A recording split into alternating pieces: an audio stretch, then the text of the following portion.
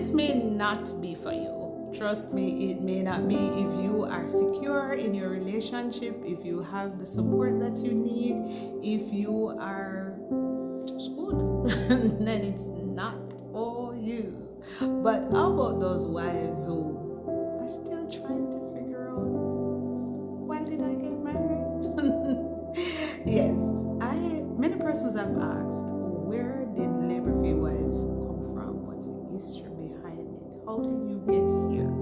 Initially, we didn't start out as labor-free wives, but then that's another story for another time. Right? So a number of years ago, it's probably about, let's say, 6 years ago, I remember one night I was laying down at the side of my bed that I, customarily lay down to pray in the early mornings when I was there.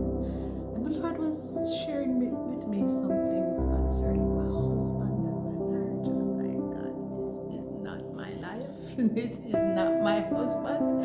This is absolutely not me. This is not me at all. And as I lay there and he was talking to me and I was refuting everything and I was just shutting God up and I was just like, how we can be. Now, he said to me, pain for purpose. And I'm like, no, God, you mean the purpose of pain? He said, no, pain for purpose.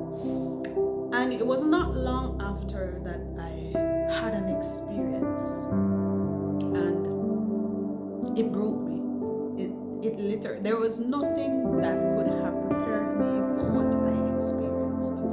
And it wasn't an isolated experience, as in this one event took place and it was just a number of things happening all at once. And all of that was happening, and then it's like I'm falling apart. Like I was literally falling apart. One of the things that made it very, very hard was because I had, upon the instructions of the Lord, I had taken off from work to complete some studies and stay at home with the girls. At that time, it was just 2 middle girls. And so the distraction of going to work and, having persons to interact with daily was no longer there, because once the girls would have gone off to school, I'd be home alone. And the older children, they were occupied, they were both in university, and so they were occupied with other things. And think about it, I would have had to be giving support to these 4, and then my stepson was there with us as well. And I was literally falling apart. And it went on where I had a lot of experiences that were very new to me. The spirit of insanity came, and I was feeling as if I was losing my mind. And one week in particular, I went to the doctor 5 times in 1 week. She said, okay, Mrs. Brown, we're going to be doing a CT scan because we need to determine what it is that's happening, because I actually felt things moving around in my head. We did a CT scan, it was normal. We did several other tests and they were normal as well. I couldn't sleep. There were demonic interruptions. Insomnia took me over, and I got different sleep aids, and I would combine 2 and 3 and 4, and none of those would allow me to sleep. It was just so much oppression. And in addition to the oppression, there was the depression that came, that allowed me to be able to say to my, one girl was 2 and the other one was 4, and I would say, Azalea, could you bathe, or 4 or 6, something along, I'm not even remembering, but they were 2 years apart, and I'd say to Azalea, she was 6, could you please feed Amore for me, or bathe Amore, because I would be sitting there and I would be so out of it. I don't know if you know what depression feels like you literally aren't able to do anything to make you feel better, and that's the place that I was. I remember one morning in particular, this lady stopped by. I heard the beeping outside, and when I went, she said, the Lord told me to come and to pray with you. The spirit of insanity, all kinds of things were happening, disturbances at church, and like when I say all hell broke loose, that was what it looked like. Everything, like every different era of my life was coming under attack. And so I had to begin to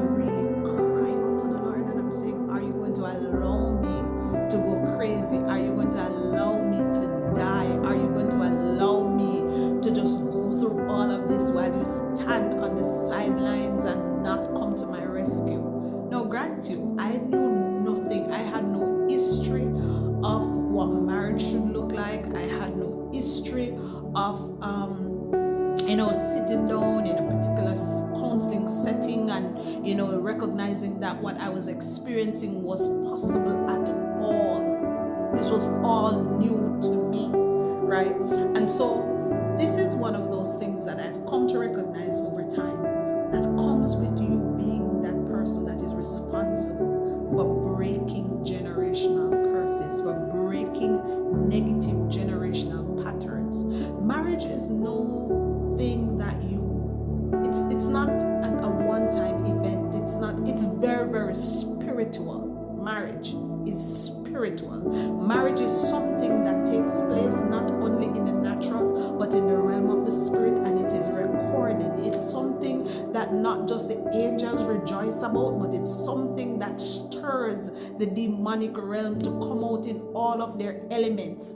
And if there were things like it is in the case of myself and my husband, anti-marriage spirits that were implanted before we even came along, before we were even born, before we even met, these things will come to attention in the spirit and will come full force to ensure that your marriage does not work.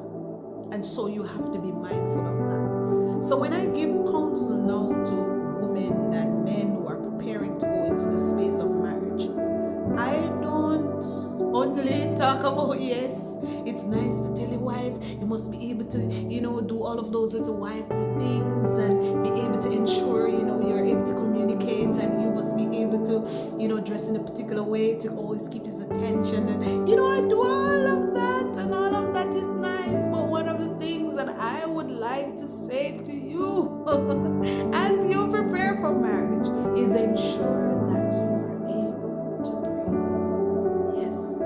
The best thing that you can do for yourself, your children in the future, your bloodline, for your marriage, and for the kingdom is to ensure that as you shop for your wedding gown, you ensure that you're fully armored in the whole armor of God. The heat will come, the troubles will come, the issues will come, the problems will come, and it's out of that place that I allow the Holy Spirit, sometimes with much resistance, to really culture and nurture and bring me to a place that I said, God, I will no longer allow my pain to manipulate me. I will no longer allow depression and oppression and heartache and disappointment to be my portion. But I've instead decided to manipulate my pain for purpose. So you are going through your own struggles. You have your own story. But you don't have to be a victim of pain. As a matter of fact, you have been called to this. You have been equipped for this. So you, as a wife, and not just a married woman, you have what it takes to ensure that what God has called you to, you are able to come out on the side of victory. Today, I am here. And the smile that you see is a genuine one. The laugh that you hear is from a place of deep joy and